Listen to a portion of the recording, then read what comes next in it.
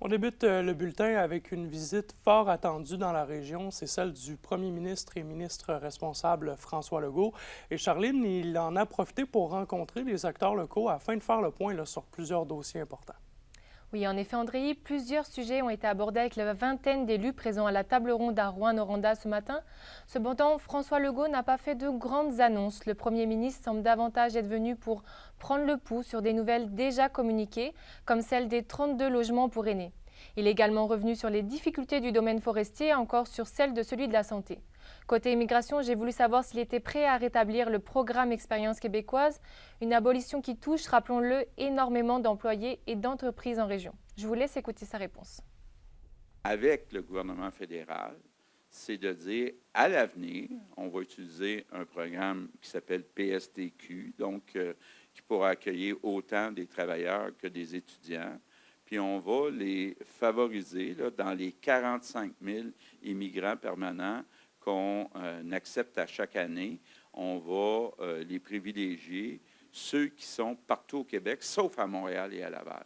Donc, notre intention, c'est que les immigrants temporaires qui sont en région, qui sont à l'extérieur de Montréal et Laval, qu'on les garde. Et bon, il semble que des points de désaccord entre les élus et le premier ministre persistent là, malgré tout.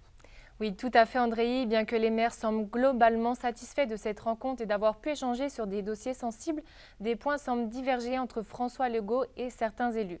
C'est notamment le cas du maire de Rouyn-Noranda, Gilles Chapado, qui m'a confié ne pas être totalement sur la même longueur d'onde que le Premier ministre concernant le déficit fiscal en Abitibi-Témiscamingue.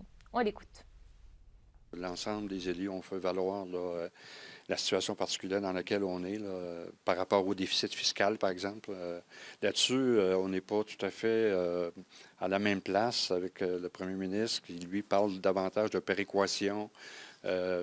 Mais quand on regarde la situation dans nos écoles, dans nos hôpitaux, on a juste à penser à l'hôpital d'Amos, par exemple, dans les services à la population, infrastructure, on a tous rappelé ça. On apporte au PIB davantage que ce qu'on reçoit de la part du gouvernement du Québec. D'autres dossiers restent encore en suspens, comme celui de la zone d'innovation minière. François Legault concluait sa journée au Témiscamingue, où il visitait l'usine forestière Ryam et rencontrait d'autres élus du sud de la région.